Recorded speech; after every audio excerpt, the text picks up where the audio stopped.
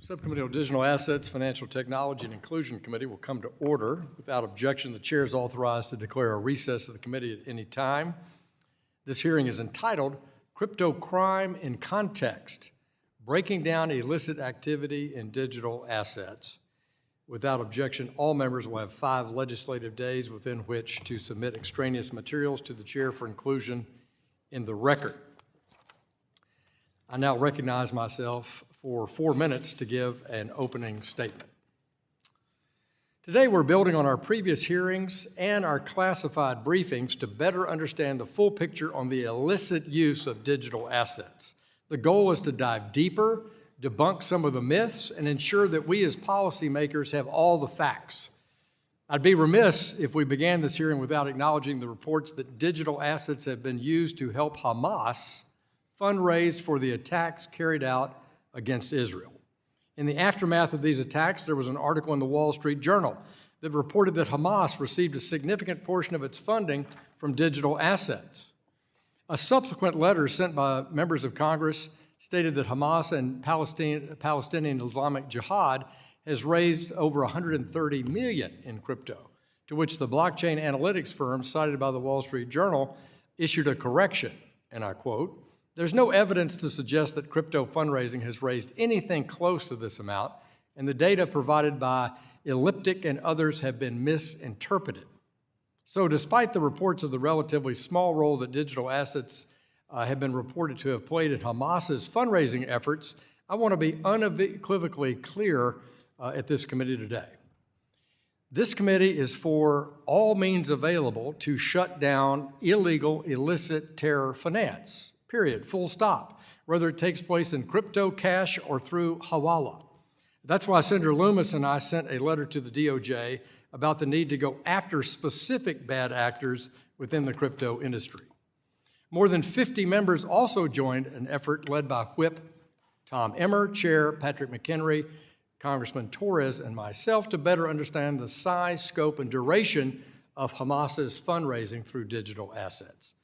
At the end of the day, bad actors will continue to use any means possible to conduct their illicit activity, but phones and the internet aren't to be blamed by terror financing, and crypto shouldn't either.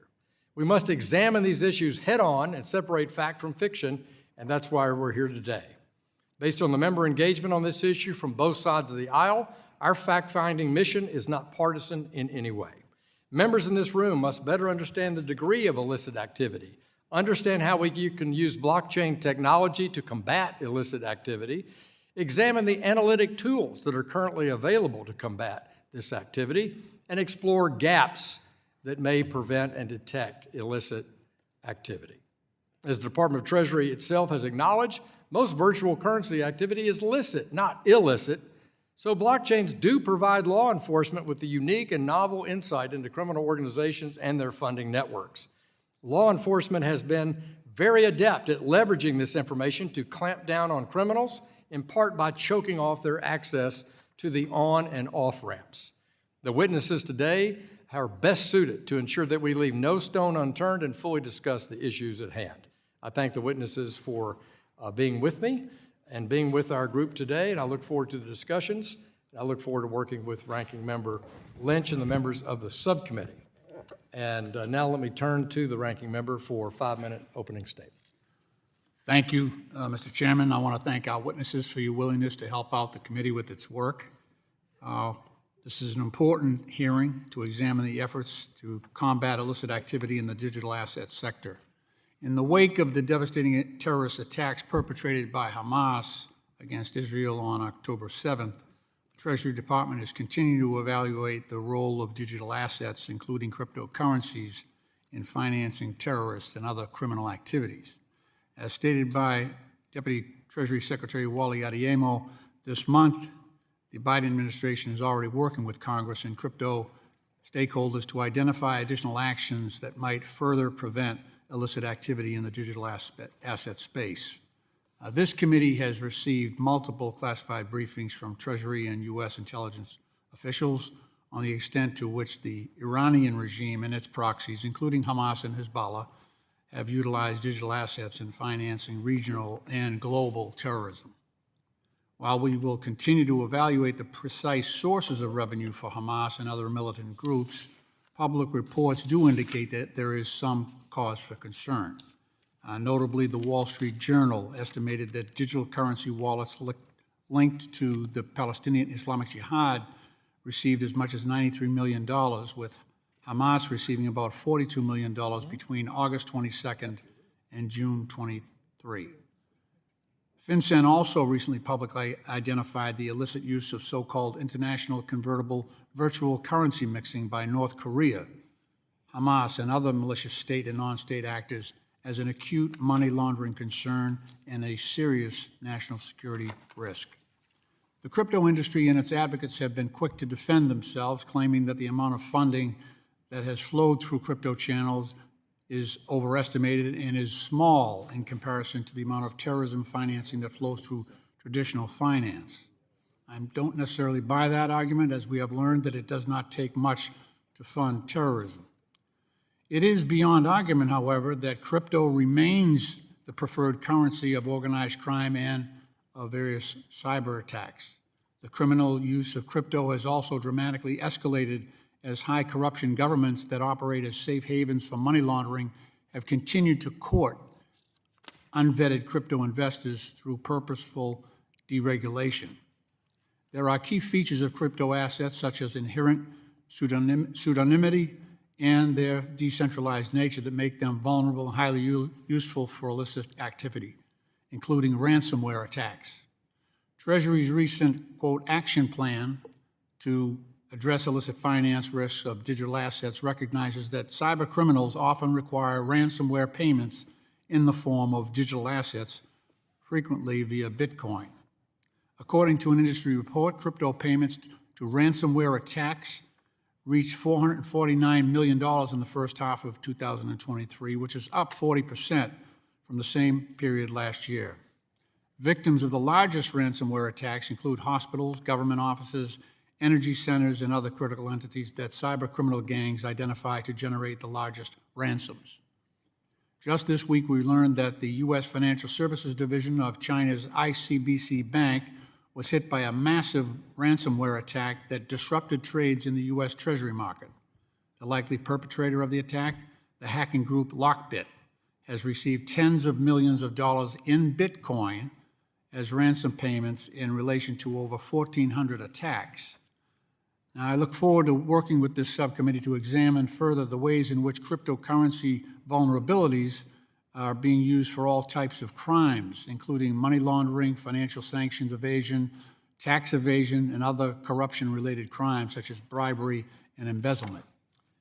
And again, I appreciate the willingness of this esteemed panel to add their expertise to this debate.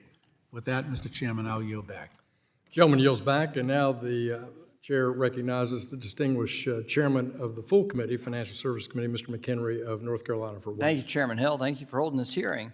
It's our job to cut through the noise and get to the facts, and I appreciate the witnesses being here today to testify about an important thing for members of Congress to better understand, and that's the use of digital assets for illicit purposes. We want to know the extent of it and ways that we combat it.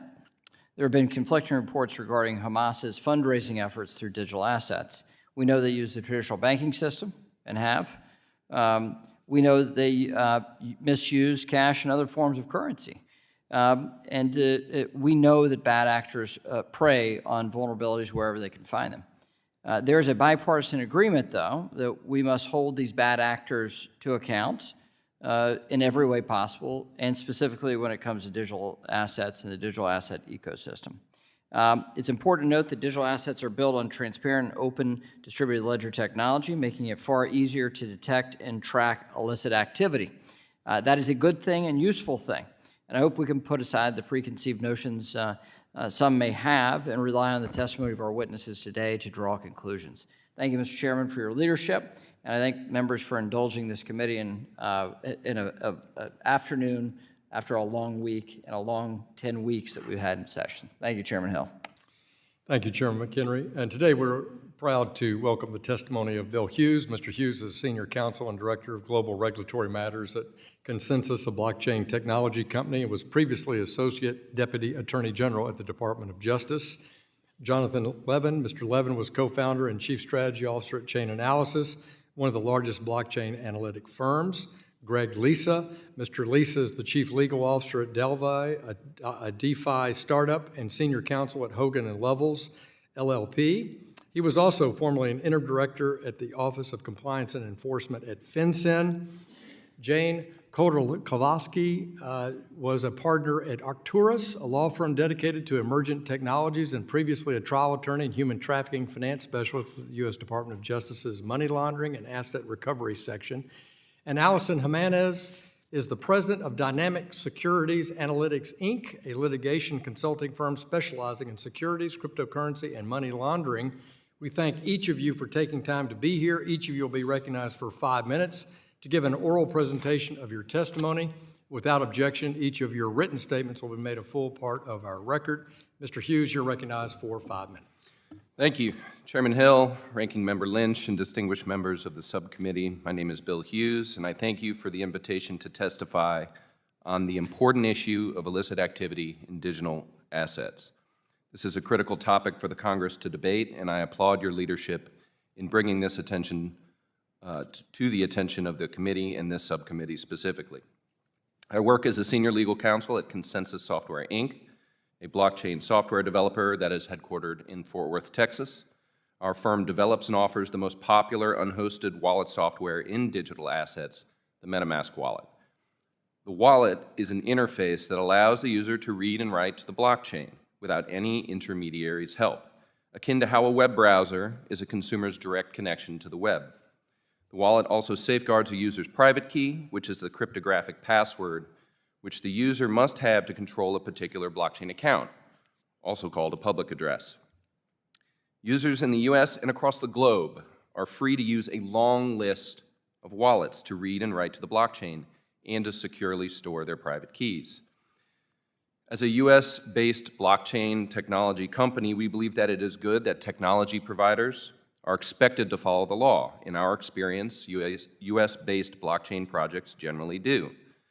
Permissionless blockchain networks are new technologies that have real value and present exciting new opportunities, but we at the same time must not accept or equivocate about bad actors using these technologies to commit crimes.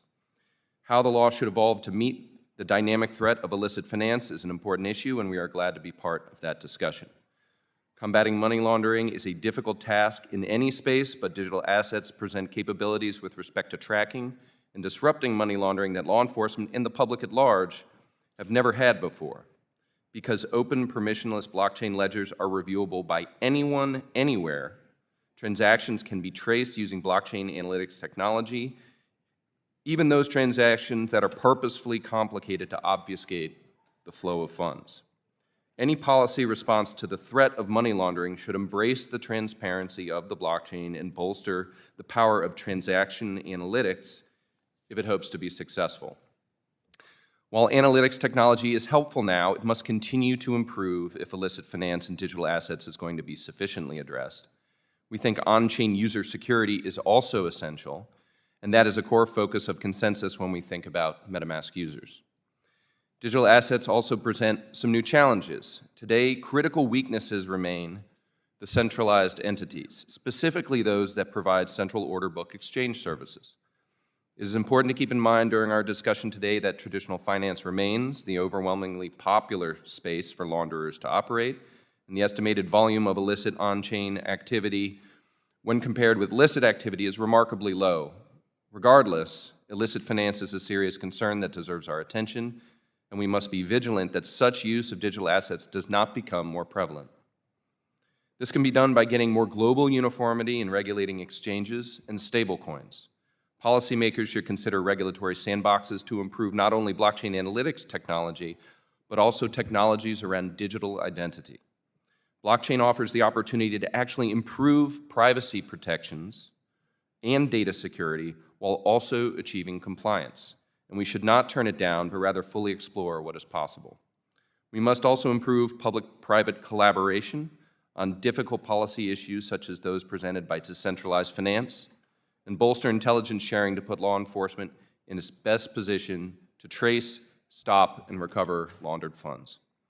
Productive policies with respect to combating money laundering using digital assets is a net good for the blockchain ecosystem, and I am encouraged by this subcommittee's attention to these important matters. Thank you very much. Thank you, Ms. Hughes. Mr. Levin, you're recognized for 5 minutes. Good afternoon, Chairman Hill, Ranking Member Lynch, and members of the subcommittee. My name is Jonathan Levin, and I'm one of the co-founders of Chainalysis, the leading blockchain analysis company. I'm grateful for the opportunity to testify again before this committee at this important time, as the current issue at hand is particularly close to my heart. The tragic events beginning on October 7th have shined light on our core focus at Chainalysis: detecting and disrupting bad actors that use cryptocurrencies for terrorist financing and other illicit purposes. We have spent almost a decade working with law enforcement agencies, intelligence services in the United States, Israel, and other allied countries around the world to maximize disruption of these networks. Our many joint successes have marked the dawn of a new era of financial intelligence for governments around the world. Financial intelligence has historically been composed of government collections and reporting from financial institutions. This is typically not real time and is highly dependent on domestic services and institutions to report on suspicious activity. Insights into international transactions is often mirrored in complex international collaboration and information sharing arrangements. Cryptocurrencies mark a departure from this era.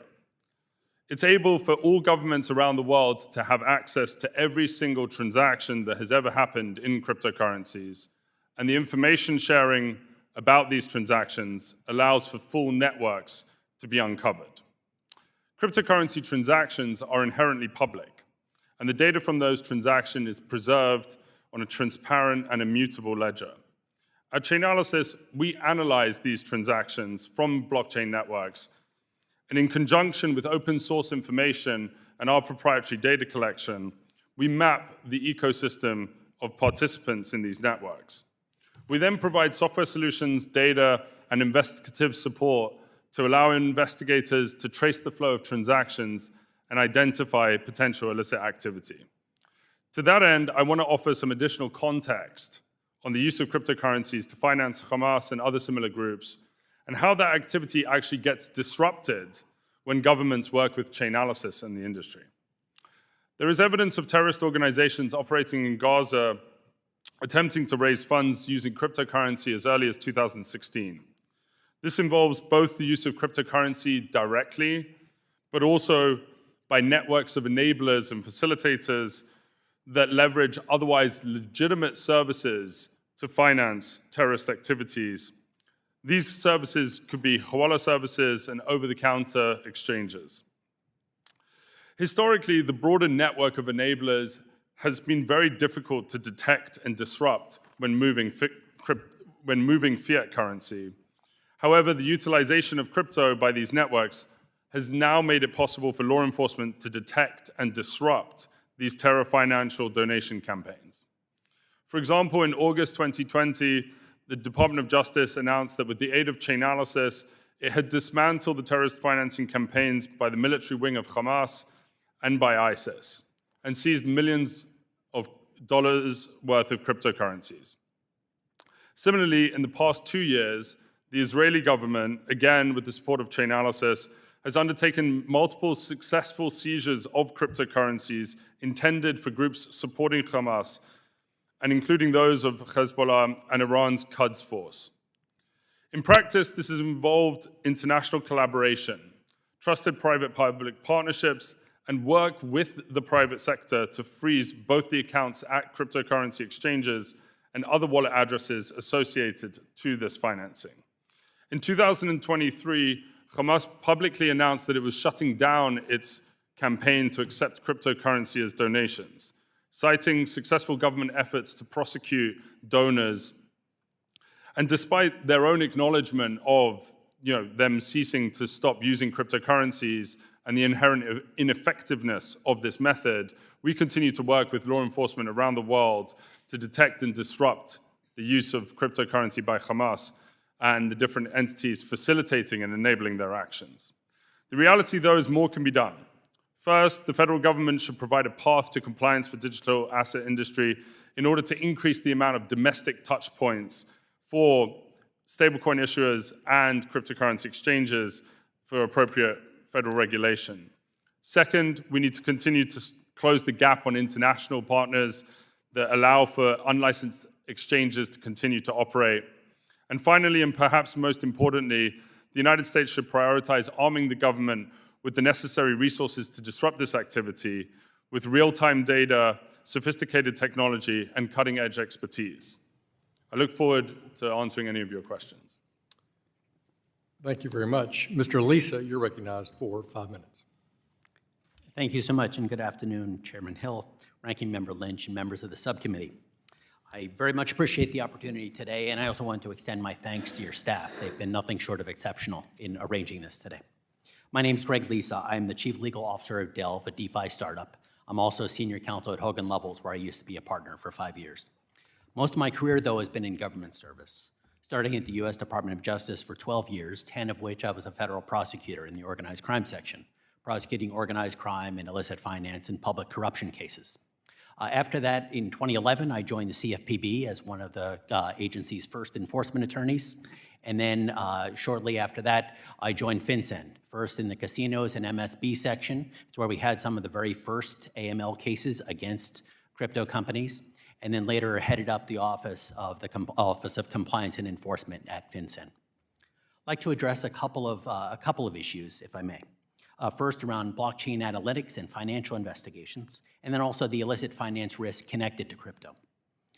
I think almost all criminal activity, maybe with the exception of crimes of passion and a handful of others, are connected to profit motive, are connected to the desire to gain money. And even without some of those, even absent some of those crimes, for instance, in ideological terrorism, those can't succeed without equipment, logistics, and funding. So it's not surprising that it's a mantra of every prosecutor, of every regulator, to say, follow the money. Because if you find where the profits are flowing, you find where the leaders are, where the financiers are, and where the organization is actually going to be most impacted by disruption. The reality is this, though, for investigators and prosecutors. Traditional financial investigations are difficult and cumbersome. Sometimes they're ineffective for that reason. Smoking guns are incredibly rare. Those investigations are put together one brick at a time with bank records, with MLAT requests for foreign records, for opaque or sometimes misleading business documents. And so sometimes it just requires a bit of luck for investigators to actually disrupt a criminal enterprise. Blockchain investigations are different. The characteristics and nature of most blockchains, transparency, accessibility, immutability, and reliability, provide significant advantages in helping to detect and prevent illicit finance. Over the last several years, public-private partnerships have yielded some amazing successes, ranging from Silk Road to Bitfinex to Welcome to Video to BTCE and countless others. Let's talk, please, about the illicit finance risk connected to crypto. And it depends on who you ask if you're looking for metrics and data, because the estimates range from anywhere north of 50% of all crypto use being illicit to less than a fraction of a percent. Respectfully, I think that both numbers are wrong. I try to lay that out, the reasons why, in my formal testimony. It is clearly important that we not underestimate the risk around crypto, as with any financial instrument, because we cannot have crypto being the source of the next economic meltdown or the source of the next 9/11. We can't forget the fact that criminals and terror financiers are adaptive, they're innovative, they're often tech-savvy, and they're always resourceful. But there's also a very real chance that overreaction, especially overreaction in regulation, will simply serve to drive crypto underground, offshore and beneath the radar. Regulation can work, and it should. But overreaction with regulation can undermine exactly what we're trying to do. It can make compliance impossible. It can divert resources away from actual risk. It can make unregulated environments and jurisdictions the only places where companies succeed and survive. As a result, an overreaction can jeopardize national security. It can make our problems far worse. Ceding ground to China, Russia, or other jurisdictions may be far worse. The U.S. is the center of the international financial system for good reason. It's known for its strength and for its stability, its resilience, and its safety. It's home to much innovation and many of the world's entrepreneurs. It's hardly perfect, but the U.S. also leads in anti-money laundering oversight. Other countries and economies look to us for responsible, bold, and thoughtful leadership. There's no guarantee that that will always be the case. If we fail in U.S. leadership, either by underreacting or by overreacting, we run the risk that we relinquish our role and other nations look elsewhere, including to other jurisdictions that might not have our same national interests and maybe even hostile to us. The national security implications of that would be far-reaching and potentially irreversible. Getting this right is existential for the industry as well. People won't put their funds in a system that they don't trust. Nobody wants to provide liquidity to Hamas or to the North Korean weapons regime, or to have a Russian oligarch or a drug lord as their counterparty. Getting this right and addressing this risk is critical to the legitimacy of this industry, and I submit to our national security. Thank you again for the opportunity, and I look forward to the committee's questions. Thank you, Mr. Illicit. Ms. Khodarkovsky, please, you have 5 minutes. Thank you, Chairman Hill, Ranking Member Lynch, and members of the subcommittee for holding this hearing and inviting me to participate. I'm honored to speak with you today and grateful to contribute to this discourse. In 1992, when I was a child, my family and I left Odessa, Ukraine as refugees. I sit before you the product of the United States leadership in innovation and promotion of democratic ideals while countering illicit finance and autocratic regimes. As a trial attorney and human trafficking finance specialist in the money laundering and asset recovery section of the U.S. Department of Justice, I investigated and prosecuted financial crimes. It was critical to follow the money to detect, dismantle, and disrupt criminal activity and to ensure that assets could be seized and forfeited, depriving criminal networks of their ill-gotten gains. I'm often asked why I transitioned from DOJ to the private sector to work in the blockchain space. The answer is quite simple. I believe that this technology is critical to the future. As a particular technology and the way in which it is used evolves, so too should the risk-based analysis of whether the legislative, regulatory, and legal framework should follow. The U.S. has robust anti-money laundering and counter-terrorist laws and regulations that apply to the digital asset ecosystem. This framework has helped stop illicit activity while leveraging the attributes of the blockchain: traceability, transparency, and immutability. U.S. centralized cryptocurrency exchanges and fiat on-off ramps conduct transaction monitoring using blockchain forensics to identify suspicious activity regardless of whether the transaction occurred on their platform and cut off bad actors. This contrasts with traditional financial institutions, which only have visibility into customers or transactions that occur within their bank. In response to OFAC sanctions, US-based stablecoin issuers can blacklist interactions with an application and freeze assets in wallets. The ability to freeze wallet addresses on the secondary market to comply with sanctions is unique to blockchain, not banks.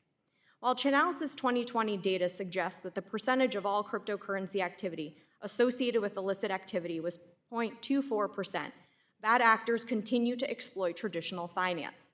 Related to Russia, DOJ seized yachts worth just under $1 billion, real estate worth an estimated $75 million, and more. None were reported to be purchased with cryptocurrency. Russia continues to evade sanctions using gold, oil, and other strategic sectors. Human traffickers from China, Mexico, and elsewhere use cash, funnel accounts, and shell companies to profit from the exploitation of others. Terrorist organizations also diversify their funding streams. In recent weeks, news headlines focus on cryptocurrency. But terrorists also use global investment portfolios, charities, foreign aid, hawalas, and cash.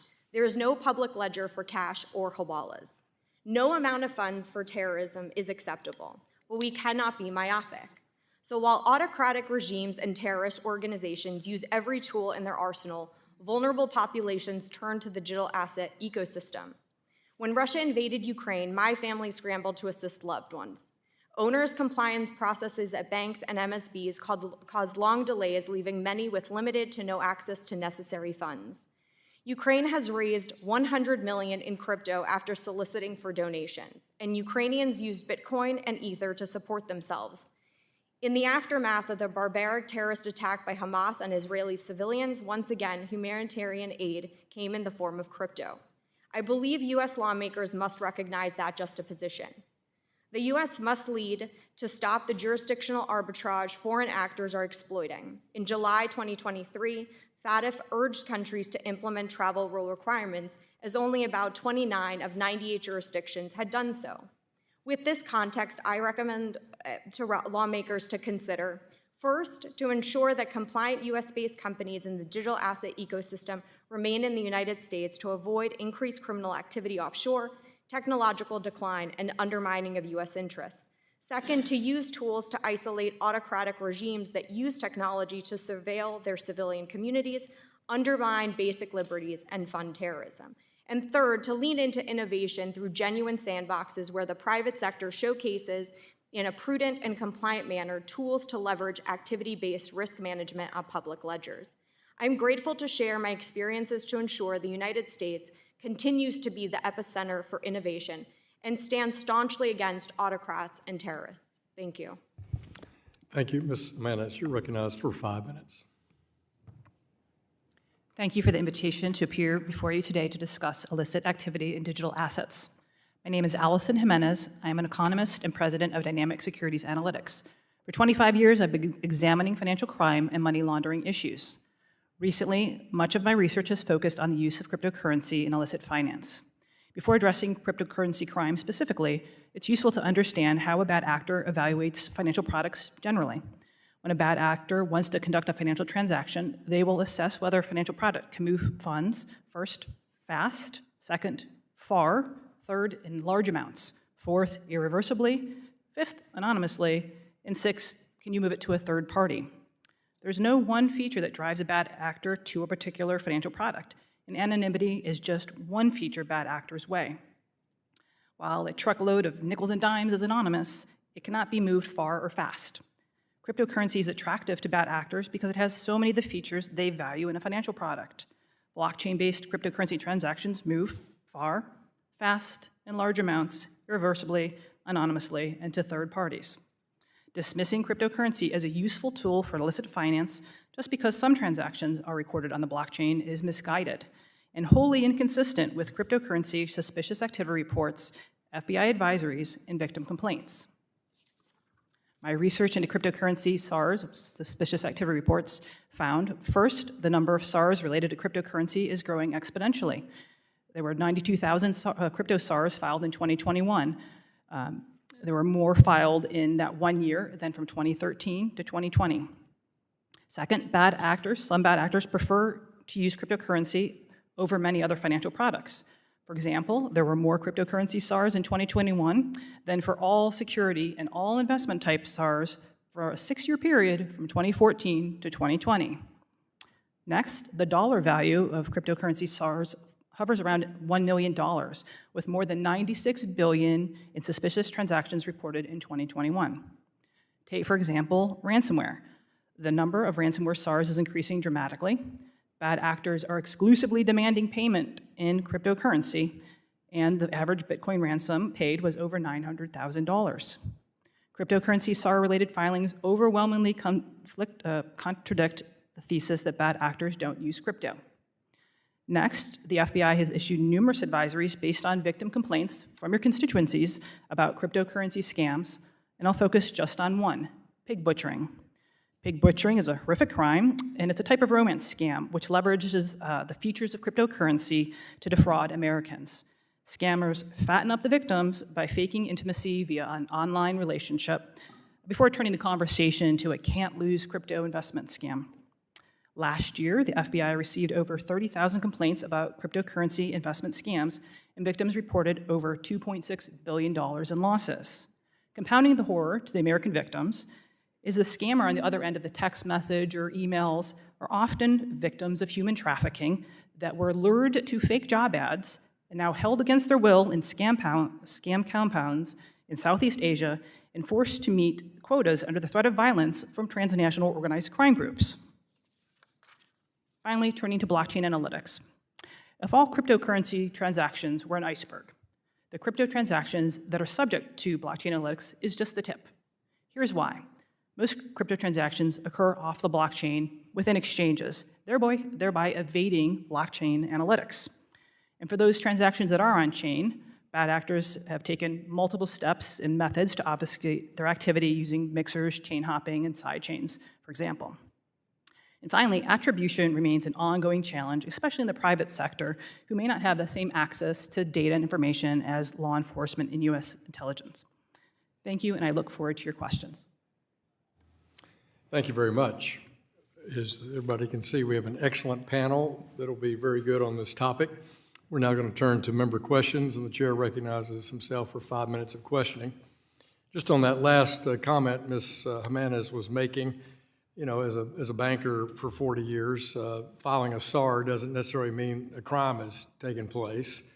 But it would not surprise me that crypto SARs go up because no one knows what crypto is in banks. And so if they see a crypto type transaction, they may file a suspicious activity, which is a good thing. That's what we want them to do, to provide that data, and that's how we learn and have a better supervisory process.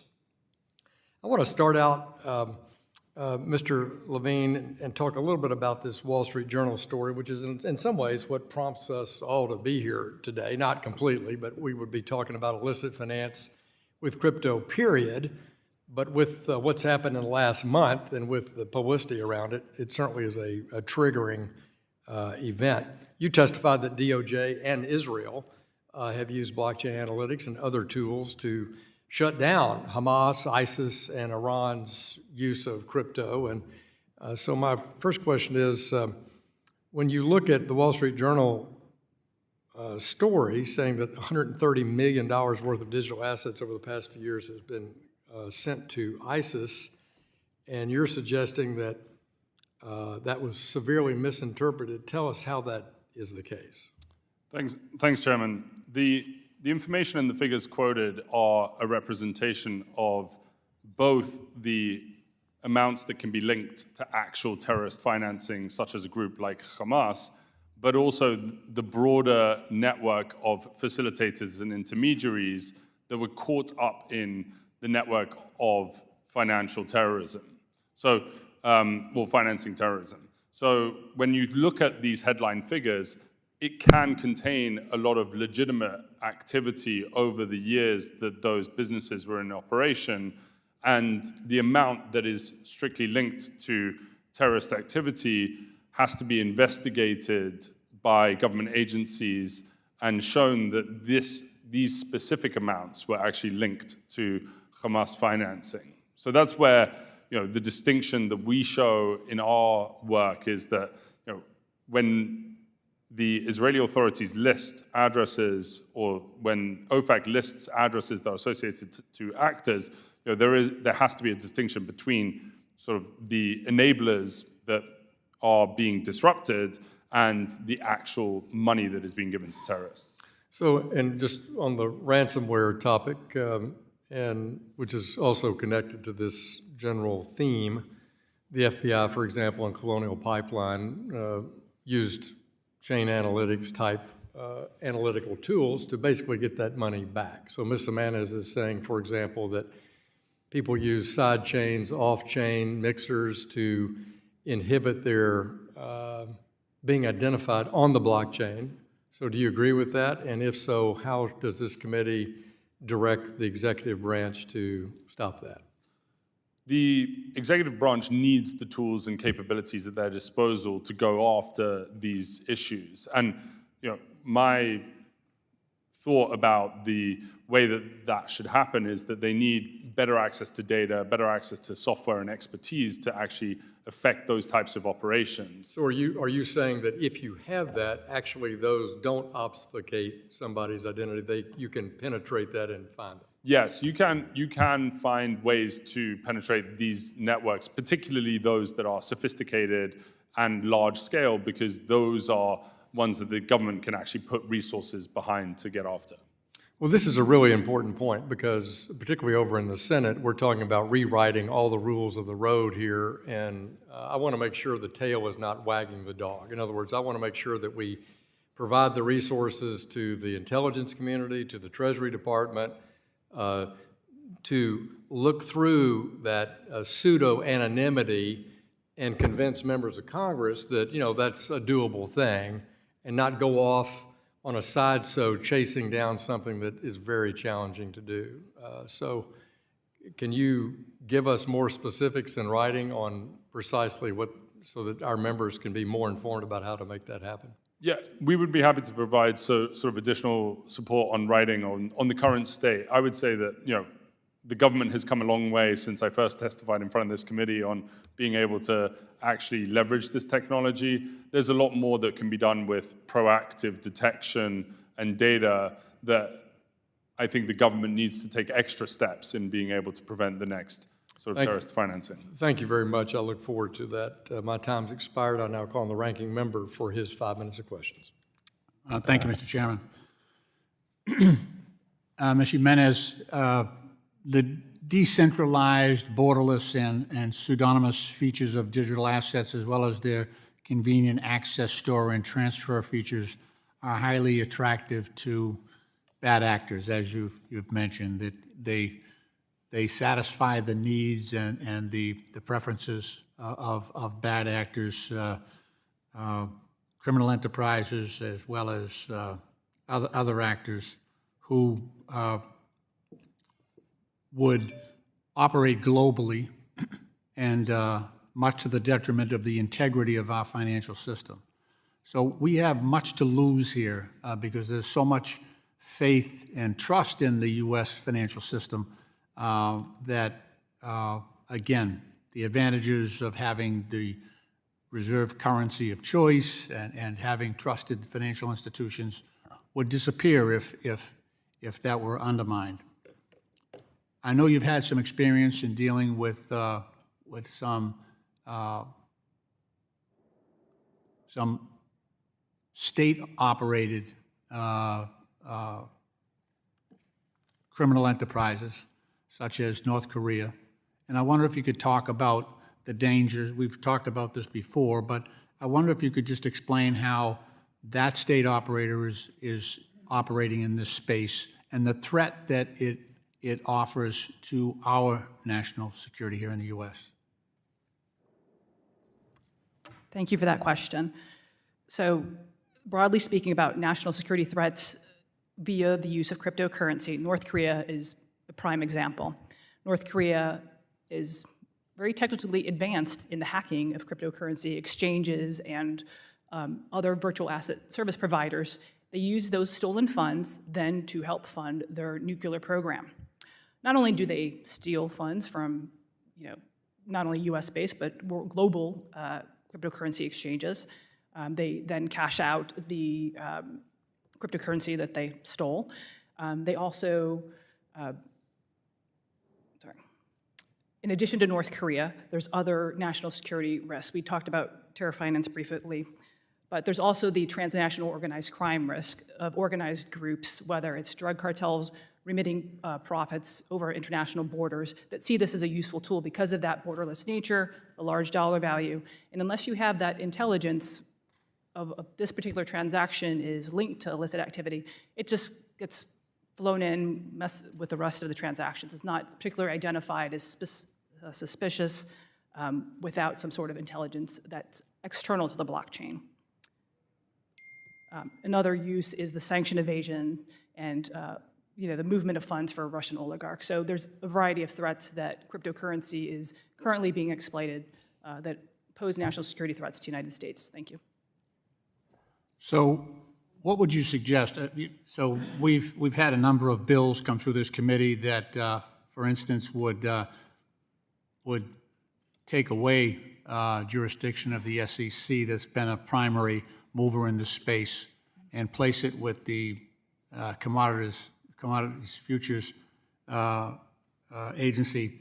What would you recommend in terms of our response to try to deal with some of these vulnerabilities that are present in the digital asset space? I think first step in something that legislation can do is address the U.S. institutions that are dealing with this. And there's been a lot of good proposals about adding transparency and whether that regulator is the SEC, who has a lot more broad experience investigating financial crimes compared to the CFTC, which they also do a good job, but the depth and breadth of what the SEC has been doing just purely from a number of SAR filings, the CFTC barely gets a couple hundred a year, and there's tens of thousands that the SEC receives. So they're just a little bit more used to dealing with that financial crime aspect. So with the US legislation, it still doesn't change the underlying features of the cryptocurrency, and that's, I'm concerned that we might have great rules, then if the US institutions follow them, that's wonderful, but US citizens and customers will still be victims of those external organizations that are going to come here because we have a robust economy and we have people with money that they can steal through these exchanges. So we might be able to adjust and limit some of the issues we've seen within exchanges, but it's not going to stop being a useful tool for criminals since they're international in nature. Thank you. Mr. Chairman, my time has expired. I yield back. Ranking member yields back. Now we turn to the vice chairman of the subcommittee, gentleman from Ohio, Mr. Davidson, for 5 minutes. I thank the chairman. Thank you to our witnesses. Appreciate having this hearing to kind of correct the record. I mean, there's a lot of misinformation and disinformation out there on this topic in particular. And no, I'm not calling for a disinformation governance board or a ministry of truth to set the record. We can have hearings like this, and hopefully an honest, free press will get the word out as well. Mr. Hughes, in your testimony, you state, quote, any policy response to the threat of money laundering should embrace the transparency of the blockchain and bolster the power of transaction analytics. At that basic level, the idea that it is on a public, immutable, distributed ledger that's fully auditable, it answers a lot of the misinformation and disinformation. Do you believe that our current BSA/AML framework for all money service businesses and banking, financial services in the United States allows for sufficient reporting requirements in this space? Well, I think currently you see a majority of digital asset activity on centralized intermediaries like exchanges, and so they are, the big exchanges in this country are subject to the MSB. They are money services businesses subject to the BSA. I believe they report SARs. I think with respect to blockchain analytics, and so that's a very important piece of the puzzle. I think you're exactly right. Blockchain analytics is crucial. Everybody, not only law enforcement, but everybody in the industry really uses it because you all have services and you want to maintain the integrity of the services. You want them to be used for lawful purposes, and so they're a very great tool to ensure you're safeguarding your services in that way. It can be improved. You have an immutable record that goes back to the beginning of the chain. The information about what wallets are problematic and what transactions may be illicit, that could speed up. You could get that out to people faster so their services can safeguard themselves more quickly. You can spot exploiter wallets and you can spot illicit flows more quickly. I think that technology is going to develop as blockchain analytics continues to be used, especially as more collaboration between the private industry and law enforcement occurs. Largely, I think a lot of the debate about what to do on-chain with security and stopping flows has to do with the basic debate about regulating software, the development of it and the use of it. That is not a debate that we've really had in this country or anywhere else. It's just beginning in this country as well as overseas, and I think that there are a number of legislative proposals which actually propose. Yeah, well, we definitely have people that want everyone to get permission to do virtually everything from the government or via their, credentialed third-party agent, and that's just kind of dystopian for a lot of us. And I think for a lot of the people back home, prosecutors, law enforcement folks, they're just looking at it going, how do we catch the bad guys? And they're used to using the current framework to catch the bad guys. And they just want to know that, hey, in a new era, they can continue to use some sort of framework to catch the bad guys. Ms. Khodarkovsky, I thought you did a nice job in your written testimony. It's pretty thorough and extensive. I enjoyed all your testimonies, but I particularly thought you did a nice job explaining the architecture of blockchain in particular. And when you look at one of the things that people target, anything that you would anonymize, one of the challenges with some blockchain applications is if you've got hundreds of Bitcoin, as an example, in a self-custody in a wallet, which is still permissible and legal in the country, and you move it, then it obviously to somebody is obvious that you have that many coins in a wallet. So there are legal and rational reasons why someone would want to provide a little more anonymity. That alone should tell you that it's not entirely secret. So could you elaborate on that and legitimate uses of anonymizing transactions? Thank you for your question. And it's a very important one to balance as a former prosecutor, combating criminal activity and preserving some of the fundamental rights in the U.S. that we hold dear, which includes privacy. There are ways for law enforcement to investigate and trace assets on the blockchain because of its traceability and immutability, even if individuals are using self-hosted wallets, because they will interact under our current U.S. robust AML framework with centralized exchanges or on-off ramps when they exchange their digital assets for fiat, and they will go through that process. Yep, thank you. I wish I had longer with each of you, and in particular, the idea of debunking the idea that lots of SARS equals lots of illicit activity. But my time has expired. I yield. Time has expired indeed. Dr. Foster is recognized for 5 minutes. Thank you. I'd like to first get an idea of actually where we are in terms of anonymity. Just to be specific, Ms. Jimenez, if you had $10,000 of Bitcoin that you just gotten from a ransomware attack, do you believe that you know what's necessary to make that anonymously arrive as dollars in your bank account through a series of whatever transactions are necessary? In a way that Mr. Levin could never discuss, uncover that you return that money to yourself. Thank you.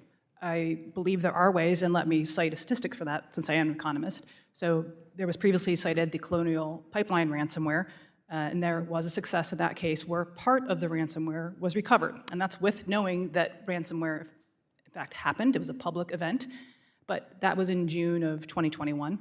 The next 6 months of 2021, there was another almost 800 ransomware attacks that were about $488 million, and there was zero recovery on any of those to date. It's possible something in the future might be uncovered, but there are occasional successes, and I applaud the efforts of blockchain analytics, but there's many, many, many more instances that are not caught at all, and the people who have been damaged by ransomware, maybe eventually getting that money back does not undo the damage. Your business is already shut down.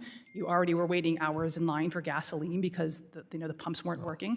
Your healthcare provider was sending you to different appointments. The damage is clear. That's not it's a technical question. Ms. Khodarkovsky, do you believe that you could, take a bunch of stolen Bitcoin and where everyone knows that that's a criminal wallet, and then go through a series of transactions and make it return to your bank account in a way that no one could figure out who it was? I believe that we have tools that would make tracing the Bitcoin, which is on a public ledger. Okay, but no, you're allowed to put it through mixers, you're allowed to convert it to Monero, whatever's necessary. Take it offshore, put it through, self-hosted wallets. You're allowed all of those things. Do you believe that you could launder it and put it back in your bank account in a way that no one could detect it with what's in place right now internationally? I believe in the U.S. we have strong law that would With what's help in us. place internationally, could you do it? Not if you're allowed to go offshore, could you do it? I think the U.S. needs to help our foreign partners. But build not their all our foreign capacity. partners are going to cooperate with what's in place internationally. Is it? Do you want to try answering that? Yeah. I'm sorry, Congressman. Were you Yes, asking me? correct. Yeah. I think the short answer to your question is yes, I think you could. The easiest way to do that would be to go to an exchange like Garantex in Moscow, where you could go offshore to a non-compliant exchange. Right. So what you're saying is regulating the on and off ramps is insufficient to prevent money laundering. That as long as you can take the on-ramp, go offshore with it, with self-hosted wallets or whatever, do all your dirty work offshore, and then return it back on an on-ramp, it's actually And now what are the regulatory regimes that could work that would prevent that? Has someone proposed something that would actually prevent that from happening, and what would be necessary for it? Thank you again for that question. There are efforts, I think, that there are tools that the U.S. currently has and currently is attempting to use. At the end of the day, I think it's attempting to try to close gaps. One of those tools, OFAC took by sanctioning Guarantex. There could be other efforts as well, largely by attempting to use the leverage that we have against foreign actors, which might include through our alliances, through our attaches, to ensure that those offshore exchanges, the ones that are non-compliant, become isolated. They effectively become radioactive to the rest of the world. That's not a perfect system, and bless you, but frankly, there are no perfect systems in this. I respectfully suggest that it is much better to have an offshore compliant, non-compliant exchange than it is to be driving the compliant exchanges here in the US, so that I couldn't do that out of my Coinbase account or out of my Kraken account. But I agree, that is a gap. Yeah, Mr. Levin, do you have any ideas on how you could actually prevent this internationally, given some number of non-compliant entities offshore? Yeah, I think we need to be focused on the disruption efforts that are possible with the existing authorities, both in the intelligence community and law enforcement. We've seen, we've assisted in helping the US government also seize foreign exchanges like BTCE, where that was taken down and all of the assets were seized by US authorities where that type of problem exists. Thank you. Yield back. Thank you. Gentleman yields back. Mr. Rose of Tennessee is recognized for 5 minutes. Thank you, Chairman Hill, and thank you to our witnesses for being with us today. Mr. Illicit, I kind of want to pick up where you just were. We see a lot of illicit financial activity occur on a global scale and involve cross-border transactions. Therefore, whatever we do from a policy perspective will be of limited effect unless we can facilitate coordination with foreign regulators and law enforcement, it seems to me. Would you describe how we can improve this coordination, going beyond or building on what you were just saying? Yes, and thank you for that question, Congressman Rose. Yes, I think there are a couple of different approaches to it. There are some things, of course, that the U.S. can do unilaterally. There are, if you're a foreign MSB, if you're a foreign money services business, FinCEN right now has, since 2011, has the authority to charge you. You can use sanctions authority or sections 311. Internationally, however, we are more limited in terms of our ability. We can't fly to Moscow and apprehend the Guarantex officials. But what we can do is drive capacity building overseas with our attaches. We can drive further expertise so that firms like Chainalysis and other blockchain analytics firms are being used elsewhere through our foreign allies to ensure that those entities are, that technology, that financial crime detection technology is effectively exported, not exported in the literal sense, but that it's used by our allies and by those with a common interest, which is, at the end of the day, it's maintaining U.S. leadership in this space, which is by, maintaining the leadership that we have as the tip of the spear when it comes to financial crime intelligence. Thank you. Ms. Khodarkovsky, would you like to expand on that or give us your view? Yeah, yes, thank you for the question. I think it's important, one, because to look inward also before we look to support our foreign partners. In the U.S. and in my experience, both at the Department of Justice and in the industry, is that there is a lot of work being done to identify bad actors who are using loopholes and arbitrage of foreign jurisdictions, but it's not just limited to the digital asset space. So when we look to help our foreign partners close loopholes to stop illicit finance, we should do that in a way that's not just focused on cryptocurrency, but on hawalas or banking systems or sectors like gold and other commodities around the world that Russia or China are exploiting, because ultimately we live in a global society where movement of funds, even outside of the U.S., could have detrimental impact on U.S. national security and business interests. Thank you. Mr. Hughes, we are seeing certain rules and regulations implemented abroad related to market structure as well as to requirements to prevent money laundering and terrorist financing. Do you believe that it's necessary for the U.S. to copy other countries' regulatory regimes in order to effectively combat illicit finance in crypto? Thank you for the question. I wouldn't say it's necessary to copy. I think we can, to the extent someone's ahead of us, gain a little inspiration about what they're doing. I particularly think of Europe in this regard.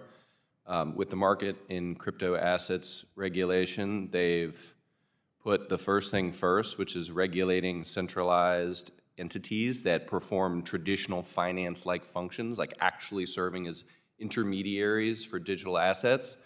And they have really focused on those entities on a whole range of issues, investor protection issues, but in addition to that, money laundering issues as well. The issues with how you regulate software, the DeFi question, they have put that off to a second round of policy making, which they are just now starting, and they're starting in earnest.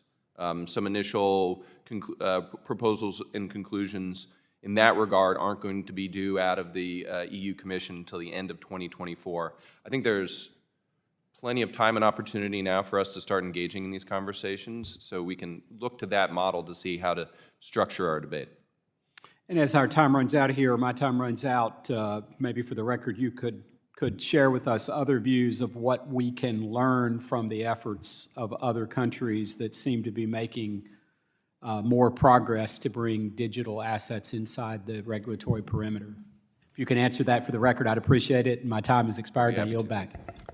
Gentleman yields back. Mr. Caston of Illinois is recognized for 5 minutes. Thank you, Mr. Chairman. Mr. Levin, I want to start, I just want to make sure I don't misquote you. In your written testimony, you described the inherent ineffectiveness of using crypto for terrorism finance because of the blockchain. I just want to make sure, nodding your head, I'm not misquoting you.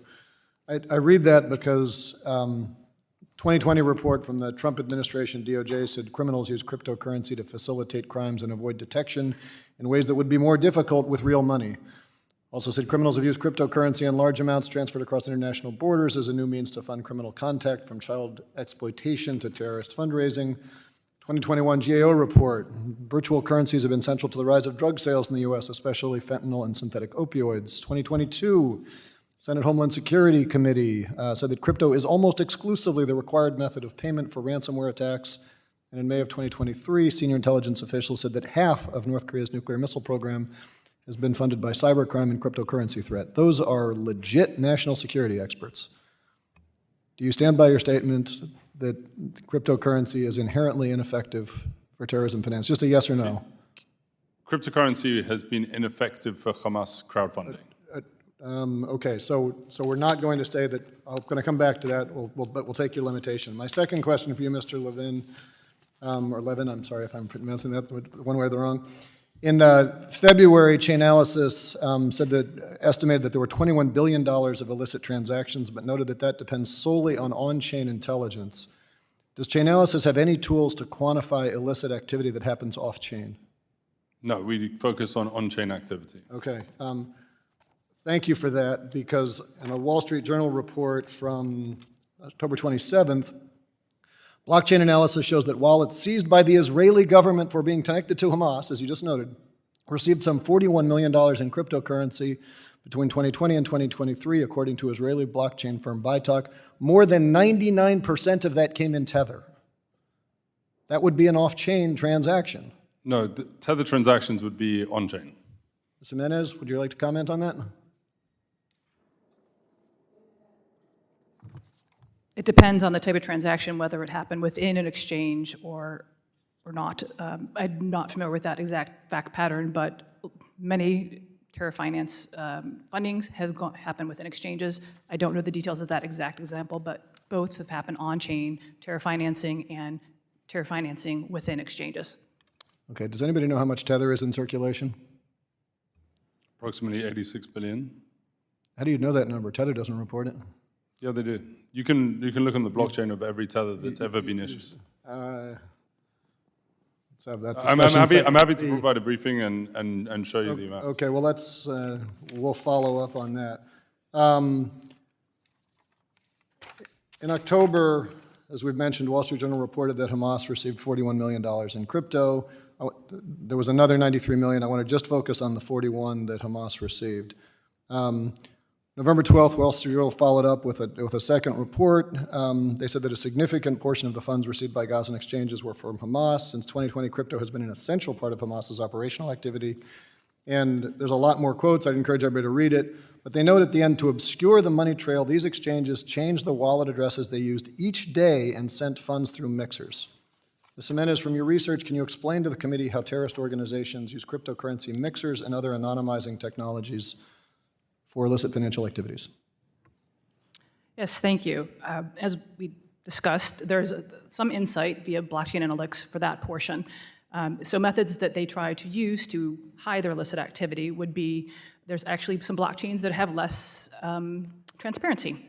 There's mixers that pull together transactions from many different parties and then spit them out in different amounts, so you may not be able to tell which funds went in, went to which receiving wallets on the other end. But there's many different methods they can use, and a very easy one is just to go off-chain entirely. But I want to push back on the myth that all crypto transactions are reported on the blockchain. That's just not true.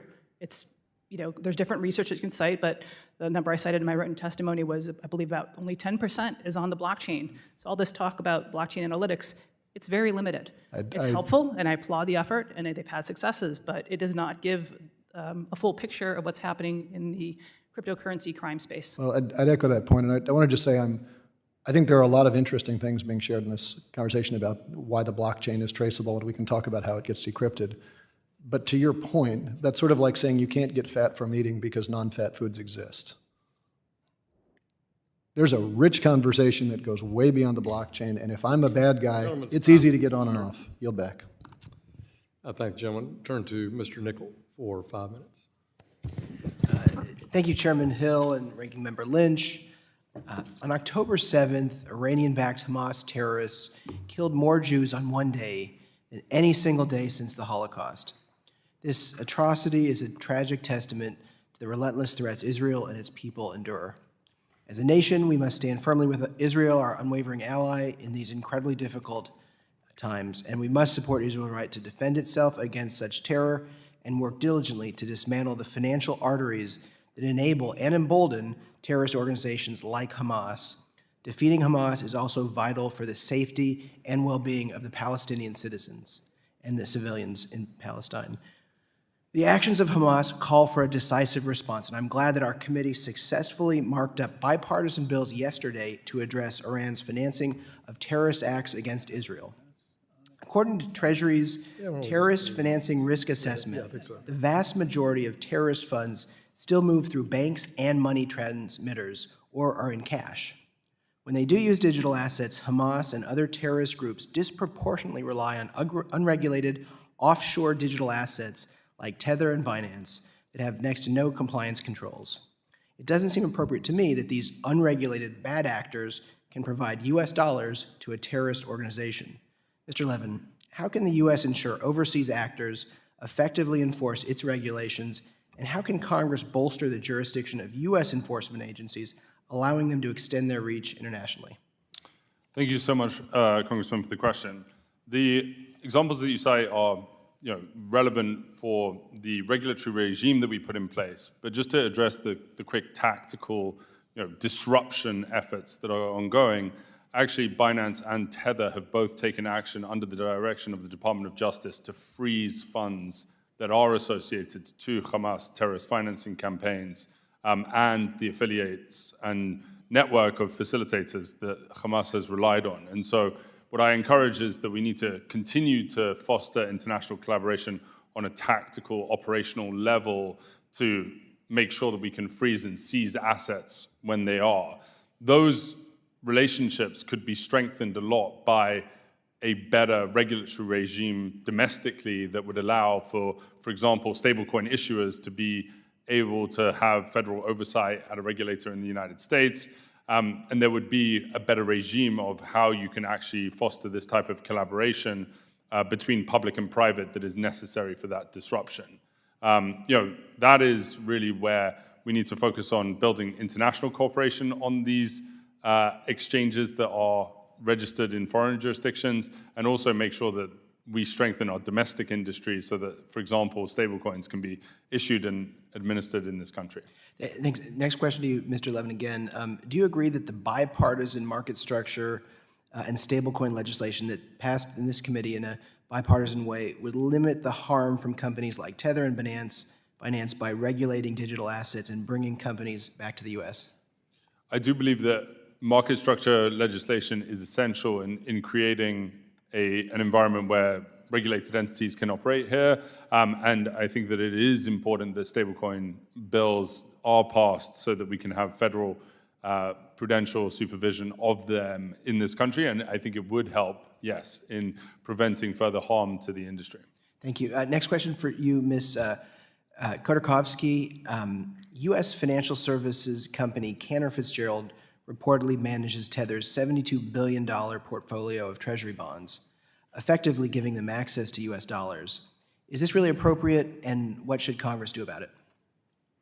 I think we need to appreciate the regulatory framework that we have in the U.S., which ensures that U.S.-based stablecoin issuers are already required under our current anti-money laundering framework to conduct compliance and have proactively and quickly been able to freeze and blacklist accounts when OFAC has sanctioned.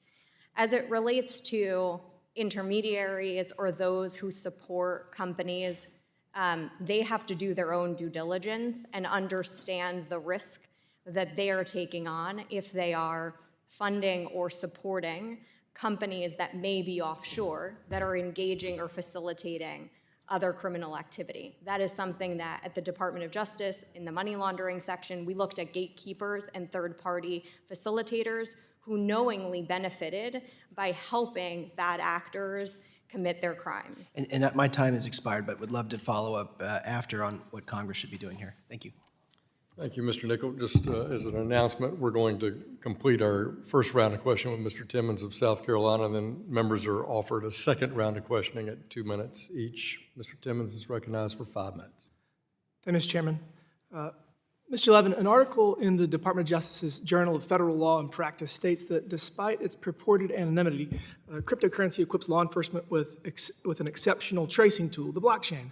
In the same article, the authors describe the highly valuable data set that comes from the blockchain. Would you describe what information is available to law enforcement and how this data can be leveraged to identify criminals using digital assets and halt their activity? Thank you, Congressman, for the question. Yes, the blockchain essentially provides a record that is immutable and permanent of every transaction that is recorded on that ledger. What then is necessary is that you need to link those transactions to the entities that have put them there and determine whether those are illicit transactions or whether those are transactions that are going through one of the on-ramps or off-ramps. The tool that is provided to the government from a company like Chainalysis is that we provide that map so that a law enforcement agent can take a complaint that involves a ransom payment or a terrorist financing payment or a campaign and move that to the full network of transactions that resulted in those funding transactions. So you could look at what exchanges were used in funding and financing those, and then due legal process can be served to those exchanges to get records to identify the individual people involved. You can also find what common victims there may have been to any of those crimes, and also what is the full network and supply chain that enables those types of crimes to happen. Thank you for that. Can you provide some examples where the blockchain has helped law enforcement combat criminal activity? Yes, Congressman. There's a lot of different cases that we've been involved in over the last 9 years. I would say that we've been involved in cases that involve child abuse material, like Welcome to Video, where 330 people were arrested who were facilitating the distribution of child abuse material, and the administrator was arrested in South Korea. A global effort across 30 countries, really to disrupt the full network. We've also been involved in many of the terrorist financing seizures and disruptions that we've spoken about today. Would you say Colonial Pipeline and recuperating Yes. a substantial portion of the ransom would be one of the bigger successes? That would be one of the biggest successes in ransomware, as well as the Netwalker affiliate that was actually arrested, where $30 million was seized from that as well. Okay, thank you for that. Mr. Lisa, we've seen sanctions and enforcement actions taken on certain mixers by the Treasury Department.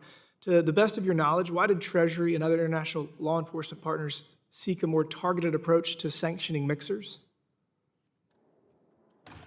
And just to ensure that I understand your question, first, thank you for the question. Just to make sure I understand it, is it take a more targeting approach to sanctioning specific mixers or mixers generally? I would say mixers generally. Yes. So the Treasury has, I think so far, used two tools at its disposal regarding mixers. One is the Sanctions Authority, but also Section 311 Authority, at least the most recent NPRM from FinCEN on that. If there is a broad approach to it, as for instance in the most recent Section 311 proposal, the question is this: first, whether or not there's actually sufficient predication for that. In other words, is every mixer bad, or can we use just examples of specific ones? And the other question around that, I think, is if there are good uses versus bad uses of mixers.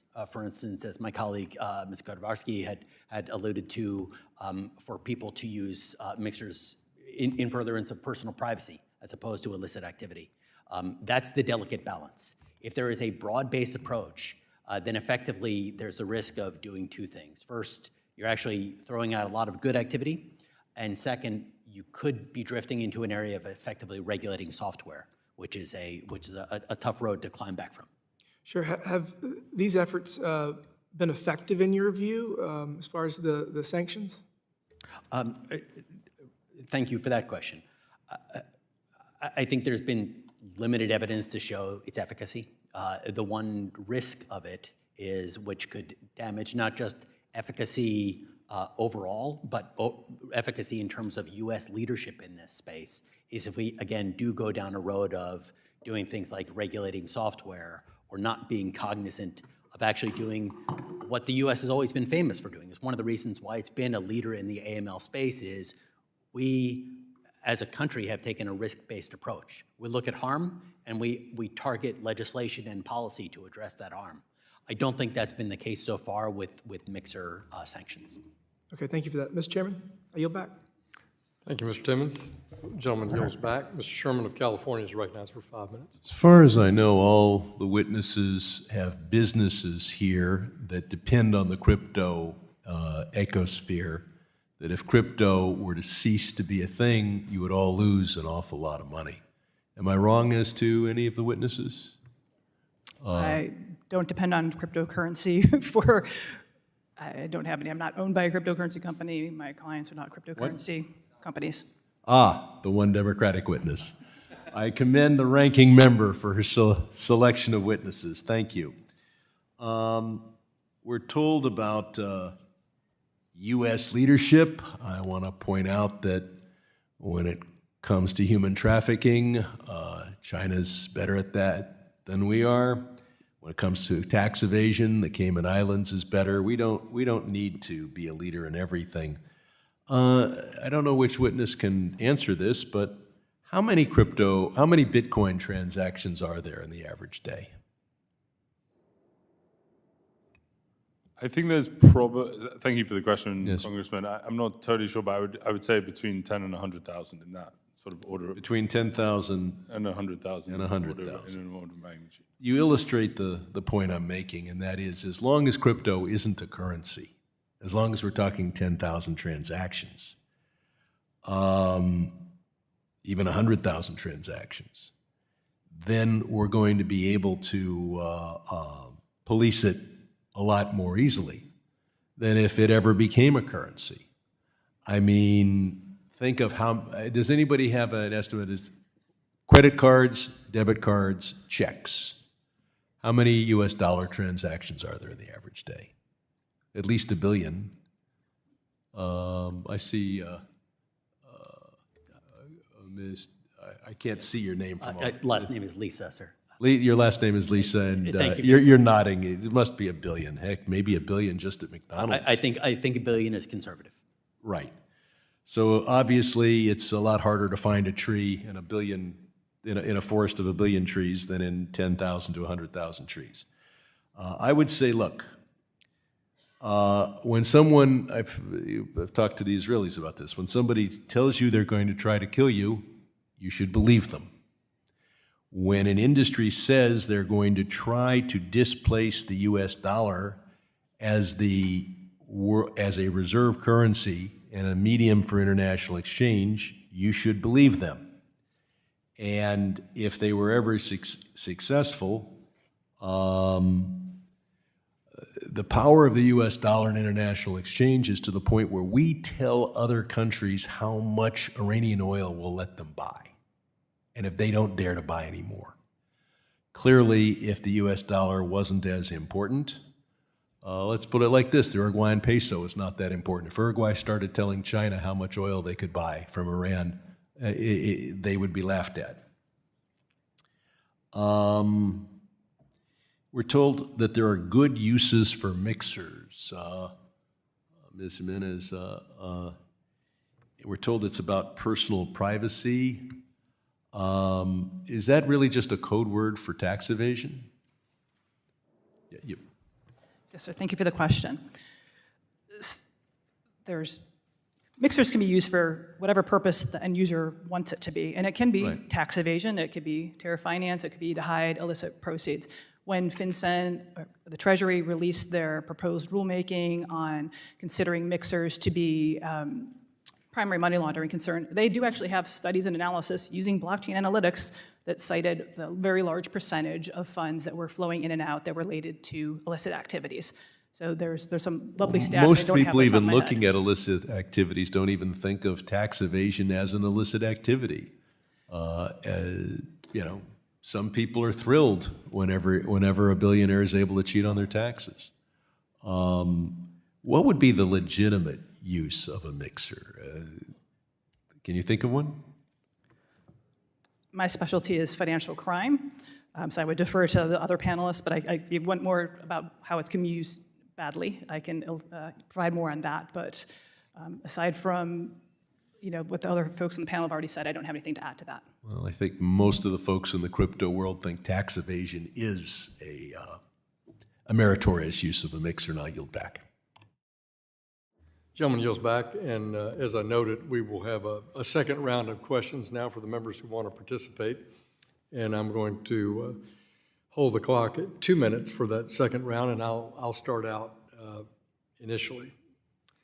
In its 2022 National Money Laundering and Risk Assessment, the Treasury Department explained that the greatest source of non-compliance as it pertains to anti-money laundering currency compliance is with digital asset exchanges that are offshore and outside of the U.S. jurisdiction. So, Mr. Lisa, can you talk about the importance of MLAT treaties with jurisdictions and what other tools that we should use in combating crime in that manner?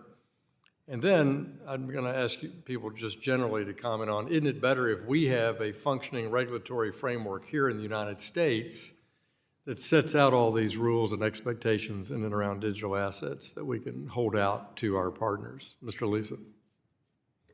Yes, thank you for those questions, Chairman Hill. In terms of existing tools that we have for international cooperation, I think many of them that FinCEN and Treasury and DOJ already have. They may need to be better resourced, but they do have expertise. They have public-private partnerships. They have use of sanctions in Section 311 authority, and they have legal attachés in every country where we have an embassy. So they can definitely use that to build better capacity building that simply are not as effective if we're only talking about traditional financial investigations where we're only using cumbersome MLAT processes and effectively wind up not being able to catch any ransomware actors. Okay, ransomware predated crypto. And does everybody agree that we need a regulatory framework that clearly outlines regulatory oversight, AML, BSA compliance for digital assets? Mr. Hughes? Absolutely, yes. Mr. Levin? Yes. Mr. Lisa? Yes, I do. Ms. Krolinski? Yes. Ms. Jimenez? Yes. Thank you so much. I yield back and turn to the ranking member now for 2 minutes of additional questions. Thank you, Mr. Chairman. So according to CoinDesk, off-chain transactions, which refers to transactions occurring on a cryptocurrency network that move outside of the blockchain, those are gaining. Those actually, the word they use is exploding in popularity, especially among large participants. So, Mr. Levin, if we have a couple of actors like Iran and Hamas, and they trust each other, and they move value outside the blockchain, is that something you're going to pick up?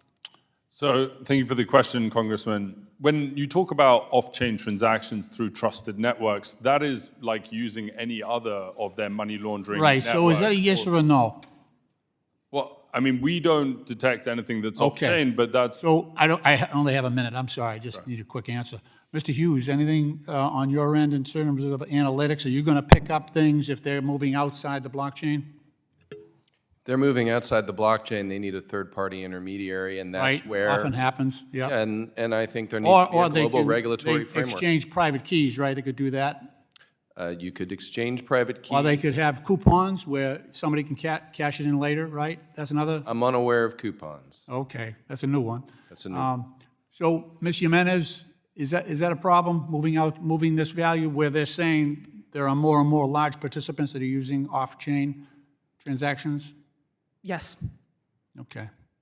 Is that a trend we're seeing, or? You know, I like to give credit where it's due. When the bad actors are seeing that their activity is being traced on the blockchain, they have two options. They could try to obfuscate it on the blockchain, or they can move it off. And some are choosing to move it off. And, you know, the U.S. or regulatory framework is still... So law enforcement would not get that rich data that Mr. Timmons talked about if it's off the blockchain? If it's off the blockchain and outside of the United States. Okay, very good. Thank you. I yield back. Gentleman yields. Gentleman recognizes the Vice Chairman of the Committee, Mr. Davidson, for 2 minutes. Yeah, thanks. I appreciate the kind of bonus round here. Mr. Lynch earlier said that it's beyond arguing that cryptocurrency is the preferred payment system for criminals. That's a nice statement, but is it objectively true, Mr. Levin?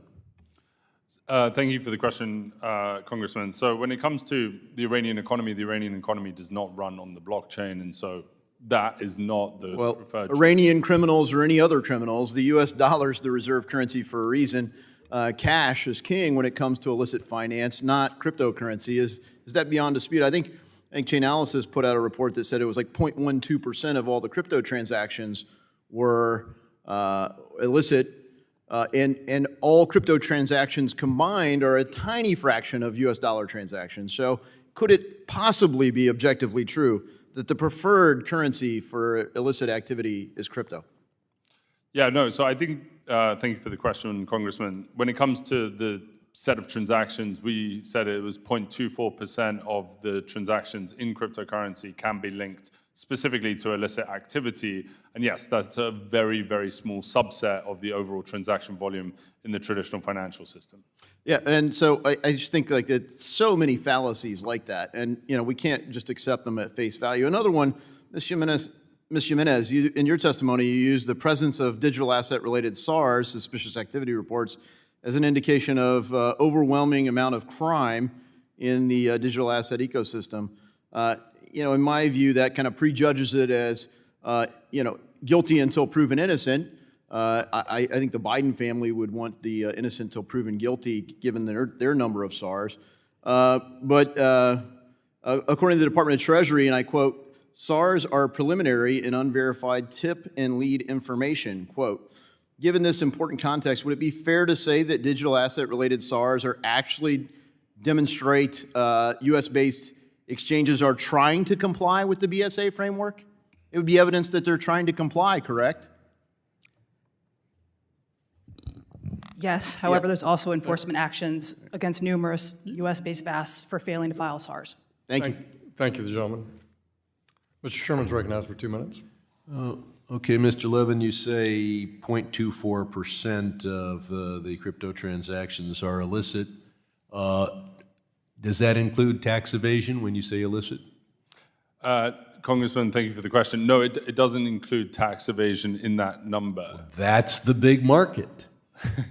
That's Cryptocurrency cannot possibly be worth $1 trillion if it only becomes the currency of